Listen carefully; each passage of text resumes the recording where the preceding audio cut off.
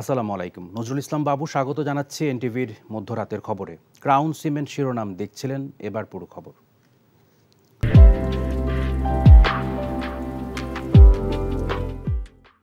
Smart Bangladesh গড়তে মার্কিন বিনিয়োগকারীদের অংশীদার হওয়ার আহ্বান জানিয়েছেন প্রধানমন্ত্রী শেখ হাসিনা। বলেন, অর্থনৈতিক ও বাণিজ্যিক সম্পর্ক সম্প্রসারণে বাংলাদেশ নীতি সহায়তা দিতে প্রস্তুত। উন্নয়ন লক্ষ্যমাত্রা অর্জনে যুক্তরাষ্ট্রকে দীর্ঘমেয়াদী অংশীদার হবার আহ্বানও জানান সরকার প্রধান। রিপোর্ট করছেন ফাহাদ মোহাম্মদ। প্রধানমন্ত্রীর সরকারি বাসভবন গণভবনের প্রধানমন্ত্রী শেখ হাসিনার সাথে বৈঠক হয় ইউএস বাংলাদেশ বিজনেস কাউন্সিলের একটি প্রতিনিধি দলের। ইউএস বাংলাদেশ বিজনেস কাউন্সিলের পরিচালনা পর্ষদের চেয়ারম্যান স্টিভেন কোবোস ও প্রেসিডেন্ট অ্যাম্বাসেডর অতুল কেশব সহ মার্কিন ব্যবসায়ী প্রতিনিধিরা এতে অংশ নেন। সর্বোচ্চ সুবিধা প্রদানের আশ্বাসের ভিত্তিতে বাংলাদেশে বিনিয়োগে মার্কিন ব্যবসায়ীদের আহ্বান জানান প্রধানমন্ত্রী Sheikh Hasina.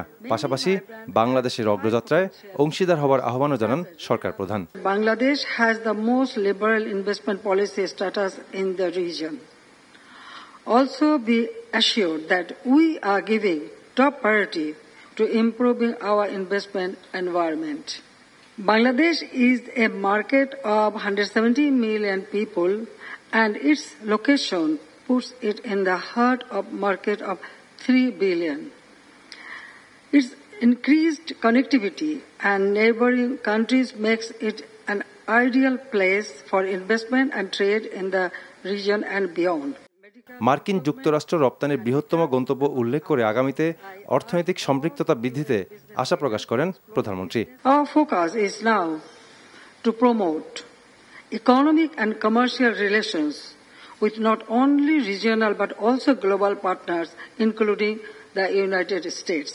The United States would become our long-term partner in achieving our development goals through trade, investment, and technology transfer, and by creating a smooth and predictable supply chain for mutual benefit. বাংলাদেশের একটি প্রধান অর্থনৈতিক ও উন্নয়ন সহযোগী হিসেবে যুক্তরাষ্ট্রের সহযোগিতা অব্যাহত রাখার তাগিদ দেন প্রধানমন্ত্রী শেখ হাসিনা। Fahad Mohammad, NTV news, Dhaka. দেশের উপকূলীয় এলাকার মানুষ যখন ঝড় জলোচ্ছ্বাসে বিপদগ্রস্ত, তখন সরকার তাদের পাশে না দাঁড়িয়ে তারেক রহমানকে দেশে ফিরিয়ে আনা নিয়ে ব্যস্ত রয়েছে। এমন মন্তব্য করে বিএনপি নেতারা বলেন, ব্যাংক লুট করে অর্থনীতি ফোকলা করেছে ক্ষমতাসীনদের আশীর্বাদ পুষ্টরাই। সোমবার ঢাকা জেলা বিএনপির মানববন্ধন থেকে তারা এসব কথা বলেন। হাসান মাহমুদের রিপোর্ট। বিএনপি চেয়ারপারসন বেগম খালেদা জিয়া ও ঢাকা জেলা বিএনপি নেতাদের মামলা প্রত্যাহার ও তাদের মুক্তির দাবিতে জাতীয় প্রেস ক্লাবের সামনে মানববন্ধন করে ঢাকা জেলা বিএনপি। মানববন্ধনে বক্তারা অভিযোগ করেন, বেগম খালেদা জিয়াকে কারাবন্দী রেখে সরকার তাকে সুচিকিৎসা থেকে বঞ্চিত করছে, ঠেলে দেয়া হচ্ছে মৃত্যুর মুখে। নজরুল ইসলাম খান অভিযোগ করেন, জনগণ দুর্যোগ দুর্বিপাকে থাকলেও সরকার ব্যস্ত প্রতিহিংসার রাজনীতি নিয়ে।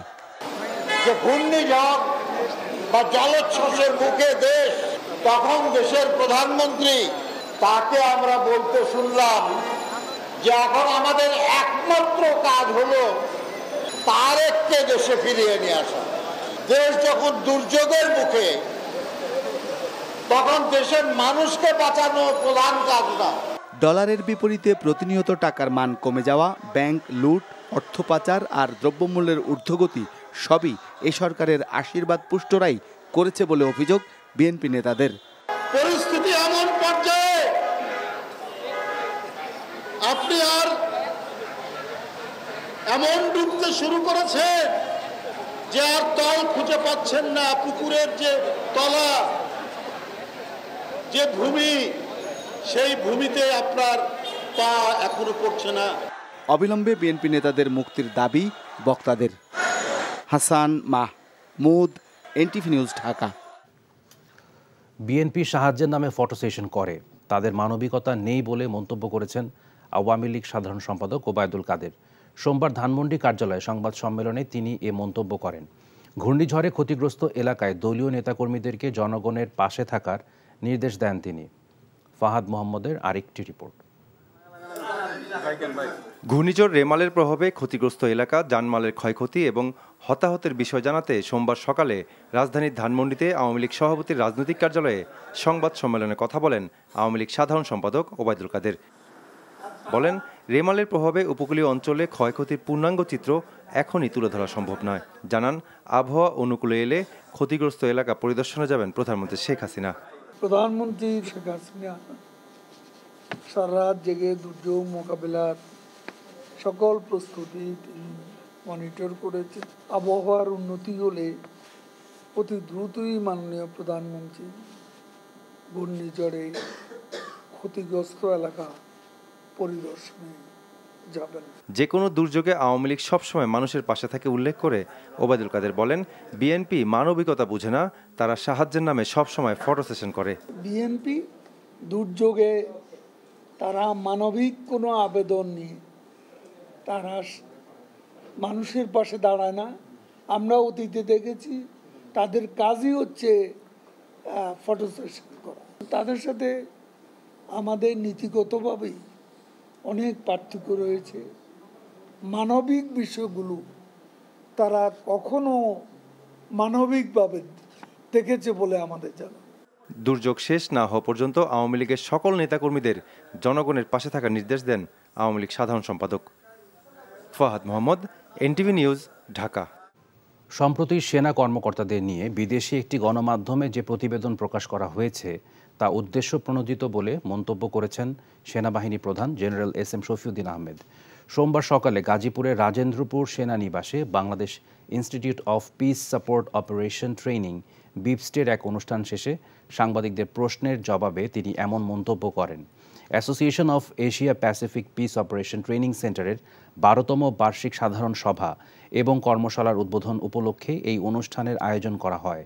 অনুষ্ঠান শেষে সাংবাদিকরা বাংলাদেশের সেনা কর্মকর্তাদের নিয়ে ডয়েচে ভেলেতে প্রচারিত প্রতিবেদন বিষয়ে সেনা প্রধানের দৃষ্টি আকর্ষণ করলে তিনি বলেন, এসব অপপ্রচারের চেষ্টা আগেও হয়েছে, এখনও চলছে।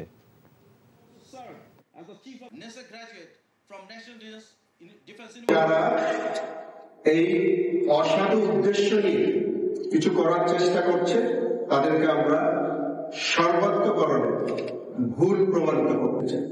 এই প্রচেষ্টা তখনও ছিল, এখনো আছে।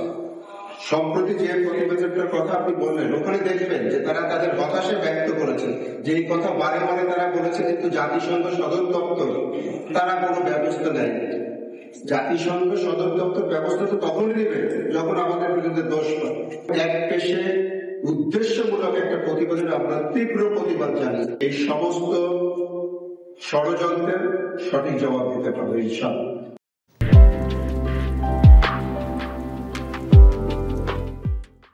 পবিত্র হজ পালন করতে গিয়ে সৌদি আরবে আরও 3 বাংলাদেশি হজ যাত্রী মারা গেছেন। এ নিয়ে চলতি বছর হজ পালন করতে গিয়ে 6 বাংলাদেশের মৃত্যু হলো। এর মধ্যে মক্কায় 4 ও মদিনায় 2 জন মারা যান। সৌদি আরব থেকে মক্কা প্রতিনিধি কামাল পারভেজ অভি জানিয়েছেন, সোমবার মক্কার বাংলাদেশ হজ কাউন্সিলর জহিরুল ইসলাম এনটিভিকে বিষয়টি নিশ্চিত করেছেন। মৃতরা হলেন চট্টগ্রামের রাউজান বাসিন্দা 64 বছর বয়সী মোহাম্মদ ইদ্রিস, ঢাকার নবাবগঞ্জের বাসিন্দা 64 বছর বয়সী মোহাম্মদ মর্তাজুর রহমান খান এবং ঢাকার কদমতলীর বাসিন্দা 48 বছর বয়সী মোহাম্মদ শাহজাহান। এদিকে সোমবার সকাল পর্যন্ত বাংলাদেশ থেকে 45,043 হজ যাত্রী সৌদি আরব পৌঁছেছেন। এশিয়ার স্বনামধন্য বেসরকারি আন্তর্জাতিক বিশ্ববিদ্যালয় লিমকক উইং ইউনিভার্সিটি অফ ক্রিয়েটিভ টেকনোলজির সাথে বিভিন্ন কলেজ ইউনিভার্সিটিতে ভর্তি সংক্রান্ত পরামর্শদাতা প্রতিষ্ঠান পিএসআর গ্লোবালের সাথে চুক্তি স্বাক্ষরিত হয়েছে। মালয়েশিয়া থেকে এনটিভির স্টাফ করেসপন্ডেন্ট কায়সার হামিদ হান্নান জানান, শুক্রবার রাজধানী কুয়ালালামপুরের অদূরে অবস্থিত সাইবার জায়া ইউনিভার্সিটির নিজস্ব কার্যালয়ে এই চুক্তি স্বাক্ষরিত হয়। চুক্তি স্বাক্ষরপত্রে সই করেন পিএসআর গ্লোবাল এডুকেশন কনসালটেন্সির প্রতিষ্ঠাতা চেয়ারম্যান সহযোগী অধ্যাপক ডক্টর মোহাম্মদ জিয়াউল করিম উজ্জ্বল ও ইউনিভার্সিটির পক্ষে সই করেন উপাচার্য প্রফেসর ডক্টর মানি ভানান। মালয়েশিয়ার Limkokwing university of creative technology PSR global education কনসালটেন্সিকে এক্সক্লুসিভ ও মাস্টার এজেন্ট নিয়োগ প্রদান করেন। মালয়েশিয়ার স্বনামধন্য এই ইউনিভার্সিটির বাংলাদেশি শিক্ষার্থীরা ভর্তি হতে ইচ্ছুক পিএসআর গ্লোবাল এডুকেশন কনসালটেন্সির সাথে যোগাযোগ করে সরাসরি ভর্তি হতে পারবেন। আজকে পিএসআর গ্লোবাল কনসালটেন্ট লিমকক উইং ইউনিভার্সিটির সাথে একটি এগ্রিমেন্ট এমওএ সাইন করলো, যেখানে বাংলাদেশের স্টুডেন্টদের জন্য পড়াশোনার মানটা আরও উন্মুক্ত হয়ে গেছে। এই বিশ্ববিদ্যালয় একটি গ্লোবাল বিশ্ববিদ্যালয়। অস্ট্রেলিয়ার বিপক্ষে ও লেবাননের বিপক্ষে বিশ্বকাপ বাছাইয়ের 2টি ম্যাচ খেলতে 1 জুন থেকে প্রস্তুতি ক্যাম্প করবে বাংলাদেশ। তার আগে 30 মে দল ঘোষণা করা হবে। মতিঝিলের বাফুফে ভবনে জাতীয় টিমস কমিটির সভায় এসব সিদ্ধান্ত জানানো হয়। এখানে খেলা হবে আমাদের কোয়ালিফাইং ম্যাচটা, আর আমরা যাব দোহা কাতারে, লেবাননের সাথে সেখানে খেলা হবে। লেবানন তাদের দেশের পরিস্থিতির কারণে তাদের হোম ভেন্যু হিসেবে বেছে নিয়েছে দোহা কাতার। তো আমরা সেখানে যাব পরবর্তীতে আমাদের ম্যাচ খেলার জন্য। তো আমাদের ক্যাম্প শুরু হবে 1 তারিখে 1 জুন। এই ছিল মধ্যরাতের খবর। এই খবরের ভিডিও সহ আপডেট জানতে ভিজিট করুন এনটিভি অনলাইন www.ntvbd.com। এছাড়াও এনটিভির জনপ্রিয় সব অনুষ্ঠান ও খবরের আপডেট জানতে ভিজিট করুন আমাদের ইউটিউব ও ভেরিফাইড ফেসবুক পেজ। সকাল 7:30টায় সকালের খবর দেখার আমন্ত্রণ রইল। ধন্যবাদ সবাইকে।